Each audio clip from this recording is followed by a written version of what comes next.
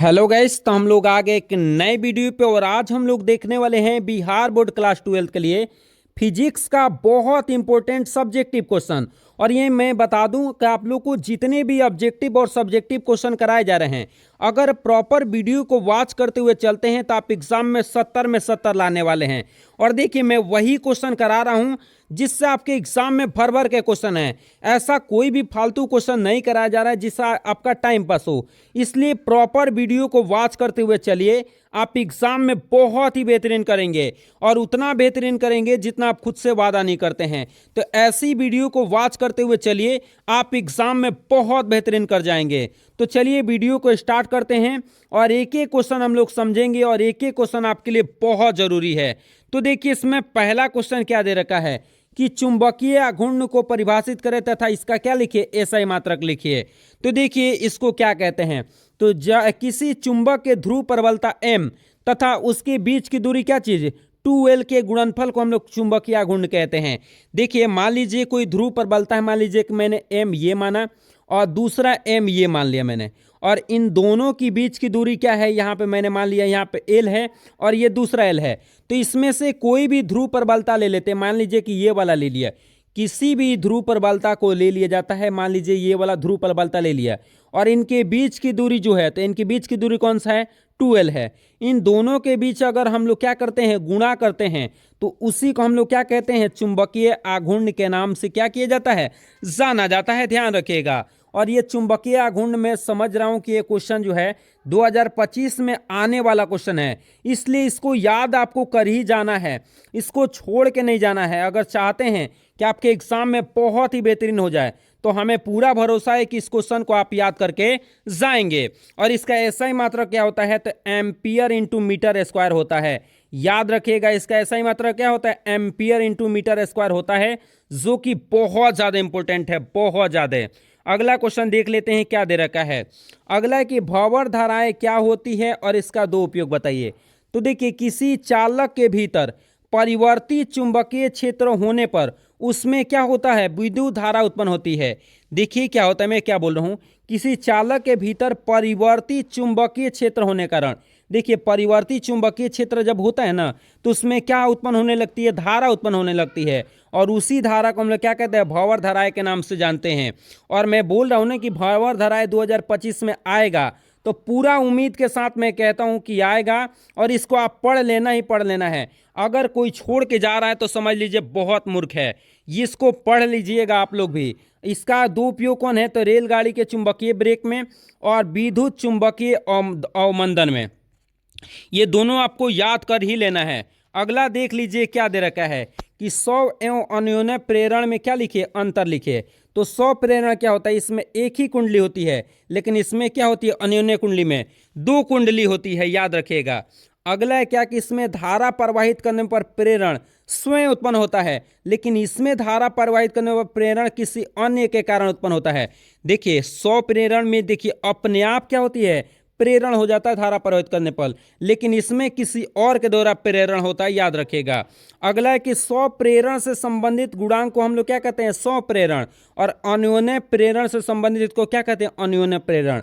और एक बात और मैं बता देता हूं, आप लोग को याद कर लेना है, ऑब्जेक्टिव में आता है कि 100 प्रेरण हो या अन्योन्य प्रेरण हो, इसका ऐसा ही मात्रा क्या होता है, जरूर कमेंट करके आप लोग बताएंगे। और मुझे पूरा भरोसा है कि जो क्वेश्चन आपसे पूछा जाएगा उसका आंसर आप लोग दे के ही जाएंगे।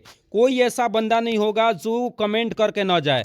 देखिए, आपके कमेंट करने से ही हम लोग को पता लगता है कि आप प्रॉपर मेहनत कर रहे हैं और आप एग्जाम में बहुत बेहतरीन करने वाले हैं। और हम लोग को क्या चाहिए कि आप बेहतरीन से बेहतरीन करें और ये आप एग्जाम में रिजल्ट बहुत बेहतरीन लाएं।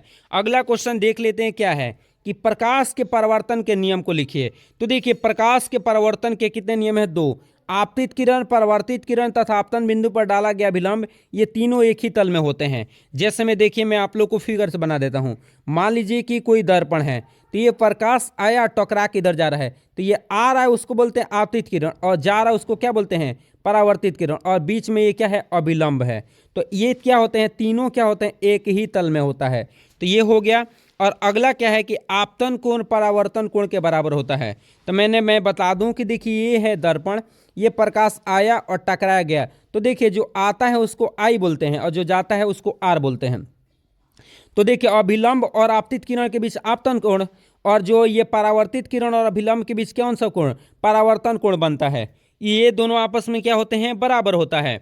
स्नेल का नियम, जिसके अपवर्तन के दूसरे नियम को स्नेल का नियम कहा जाता है। तो किन्हीं दो माध्यमों के लिए आपतन कोण की जया क्या चीज, साइन आई, और अपवर्तन कोण की जया साइन आर के अनुपात का एक स्थिरांक होता है जिसे हम लोग म्यू से सूचित करते हैं। तो याद रखिएगा कि स्नेल का नियम क्या होता है, साइन आई बट्टा में क्या होता है, साइन आर होता है, याद रखना है। अगला देखिए क्या है कि प्रकाश के पूर्ण आंतरिक परिवर्तन के लिए आवश्यक शर्त लिखिए। तो आप लोग को सबसे पहले कमेंट करना है कि पूर्ण आंतरिक परिवर्तन किसे कहते हैं। देखिए जो भी क्वेश्चन आपसे पूछा जाता है उसका आंसर आप लोग बताएंगे तो आप लोग का प्रैक्टिस होगा और हमें पता लगेगा कि आप लोग मेहनत कर रहे हैं और प्रॉपर पढ़ रहे हैं। और जो प्रॉपर पढ़ेगा उसके एग्जाम में बेहतर ना हो, ऐसा हो ही नहीं सकता है। इसलिए जो भी क्वेश्चन आपसे पूछा जाएगा ना उसका आंसर आप लोग को बताना ही बताना है। देख लेते हैं कि पूर्ण आंतरिक परिवर्तन के लिए दो आवश्यक शर्त क्या है। तो देखिए प्रकाश किरण हमेशा सघन माध्यम से कहां जाता है, विरल माध्यम में जाता है। याद रखना है कि प्रकाश हमेशा कहां से जाएगा, तो सघन माध्यम से विरल माध्यम में जाना चाहिए।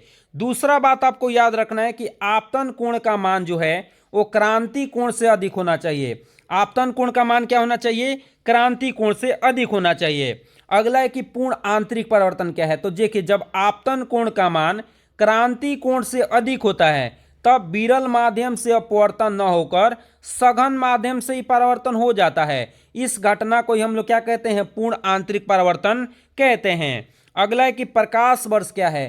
तो एक साल में प्रकाश के द्वारा तय की गई क्या चीज, दूरी को हम लोग क्या कहते हैं, प्रकाश वर्ष के नाम से जानते हैं। याद रखिएगा। अगला क्वेश्चन देखिए क्या दे रखा है कि चुंबकीय फ्लक्स को परिभाषित करें और इसका एसआई मात्रक लिखिए।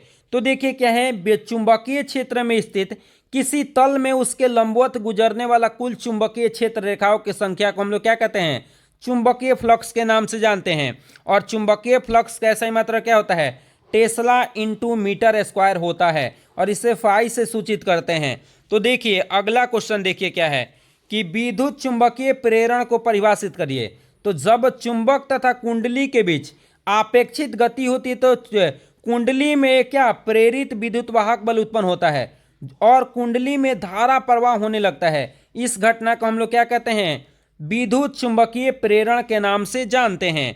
अगला क्वेश्चन देखिए क्या दे रखा है कि आभासी नमन कोण या नति कोण से आप क्या समझते हैं।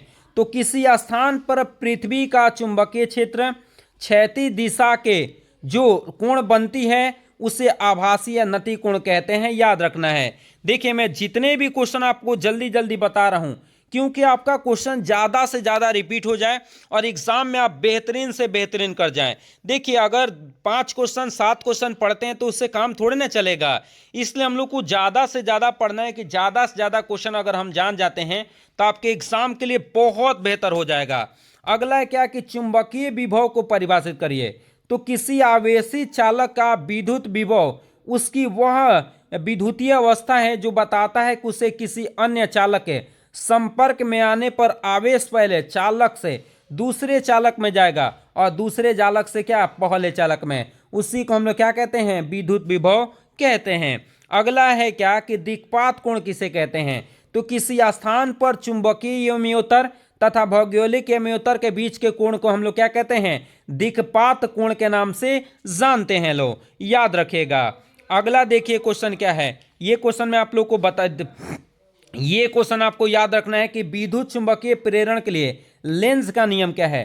तो कहती किसी विद्युतीय प्रेरण में लेंज का नियम कहता है कि जब कोई विद्युत वाहक बल प्रेरित होता है तो उस प्रेरित विद्युत बल की दिशा ऐसी होती है कि उसके उत्पादन के कारण का विरोध करती है। उसी को हम लोग क्या कहते हैं, लेंज का नियम कहते हैं। और मुझे पूरा उम्मीद है कि लेंज का नियम प्रॉपर आप लोग पढ़ लेंगे और मेहनत करेंगे और जो मेहनत करेगा वो बेहतर करना ही करना है। और इसी के साथ हम लोग मिलेंगे अगले वीडियो में। आप लोग पढ़ते रहिए और बहुत बेहतरीन करते रहिए। चलिए तो इसी के साथ मिलते हैं हम लोग अगले वीडियो में। तब तक के लिए जय हिंद। लेकिन हाँ, वीडियो अच्छा लगता है तो चैनल को जरूर सब्सक्राइब कर लीजिएगा। चलिए इसी के साथ मिलेंगे अगले वीडियो में। तब तक के लिए जय हिंद।